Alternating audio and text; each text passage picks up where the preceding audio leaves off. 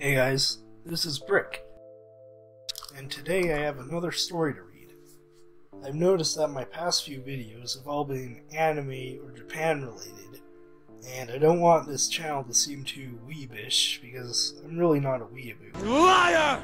Anyways, it looks like the Kumanon saga has unfortunately gone cold. I found a really great story from Ask Reddit to read. Another side note, I'm a bit sick right now, and I don't have the energy to film for my other channel, so if my voice seems different, that's why. Just like last time, I'm going to be changing a few words because this channel is a clean Christian server. However, if you really want the uncensored version, it's going to be on the screen for you to read along with. Anyways, let's get into it. The Reddit thread is titled, "People who stood up during Speak Now or Forever Hold Your Peace at a wedding, how did things turn out?" And this is one of the responses that somebody wrote. My husband and I had 3 wedding days actually. The day we were actually legally married, a small and inexpensive ceremony with just handfuls of family and friends, my favorite and the happiest I've been up to that point, and a big ceremony. We didn't want it, but my dad and brothers had their hearts set and bribed us with the promise of paying for the ceremony and reception, and a lavish gift in exchange for the stress of 2 introverts having an enormous wedding. My 3rd wedding, the big one, was ruined by an objection from the woman who had introduced us. A little backstory. When my husband and I met at my ex-lifelong best friend's housewarming party, we hit it off right away and talked for hours. We literally left the party just to go and talk and enjoy each other's company better. When we returned, my friend immediately separated us, brought me up to her room, where she told me nervously, "You cannot sleep with him. Actually, please never, ever speak to him again." My stomach dropped, and I expected the worst. Did he have a partner already? Was I flirting with a married man? Nope. My friend told me he was single, just off limits. She literally wouldn't say why. This was weird. I asked her if she had feelings for him. She was living with her boyfriend at the time, but they were having issues. I thought maybe she was sorting through a weird crush in this friend. She insisted that she had no feelings for him whatsoever, but then proceeded to say she'd rather I do her boyfriend than the friend I'd been talking to all night. Super weird. I told her I loved her a lot, but this request was not normal and I needed more information.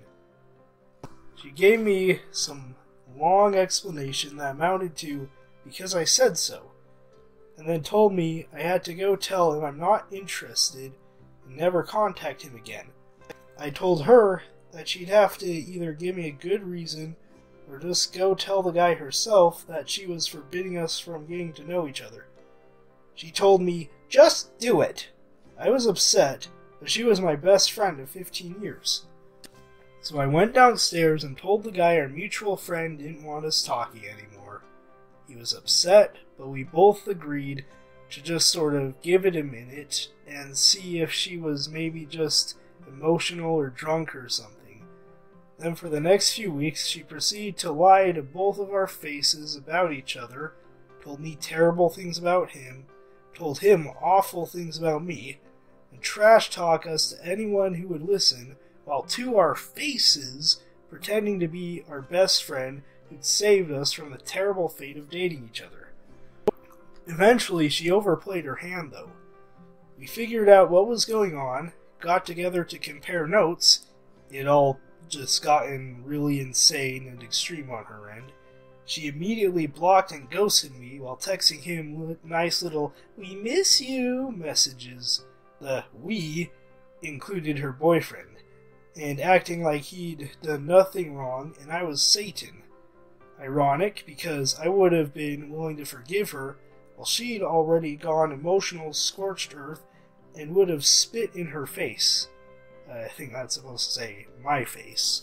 Would have spit in my face. Losing my friendship with her was the most painful breakup I've been through. It took me a while to move on, but I did. I ended up staying with and getting engaged to the guy she went psycho about me seeing, so it was ultimately worth it. Over the years, I've heard things here and there from our mutual friends about her being upset about us being together and had a handful of limited interactions. The writer describes the interactions here. One on Christmas. Once after she broke up with her boyfriend and called my husband, so he handed me the phone to answer, and she pretended she meant to call me, which betrayed that she was still not happy about us, but nothing serious.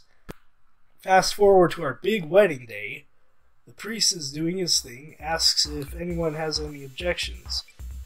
Our old mutual friend stands up and is immediately sobbing out an incoherent objection. She wasn't invited. She'd stalked us and bribed a guest to be their +1. Said guest had no idea of the situation and thought she was just an old friend who I'd be happy to see. The guest she'd come with is trying to pull her back down to her seat, but she scuttled away from him and was just standing in the aisle, sobbing and stammering about how we met at her house and how she shouldn't have invited us to the party. I think it wasn't very eloquent. We didn't have security. No one really knew what to do. The priest is like totally shocked, mouth gaping open. My brothers and sister-in-law are like hands on their heads grimacing and clearly trying to think of some solution. My dad has stepped out and already called the cops, so she's just standing there screaming at us and sobbing. She manages to get out a coherent question aimed at my husband. I'm paraphrasing for brevity and memory's sake. Why not me? Why didn't you like me? You ignored me for 2 years and you wouldn't acknowledge anything I did to try to get your attention. Then you always said you were too damaged and I thought that must be the problem and I was going to wait. But you two met and it's just right away together forever. Why? What's wrong with you? What the heck?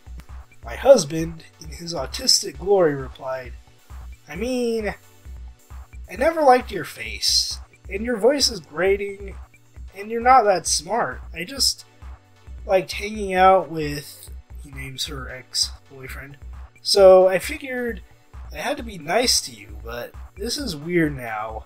I mean, yeah, I think you're ugly and boring. He asks if I invited her. I say no.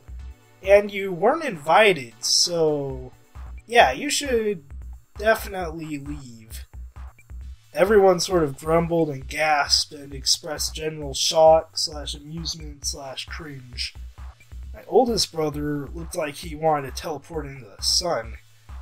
She'd been crying and babbling non-stop the whole time. I tried to speak a couple times and she just shrieked at me. My brother, the one who would rather be launched into space, went over and grabbed her at that point and dragged her out by the arm like a toddler. He later told me he would rather get assault charges than be in that situation any longer. My husband and I were asked if we'd like a minute. We took a minute in a weird little back room and just sort of went, holy crap! Like, holy crap!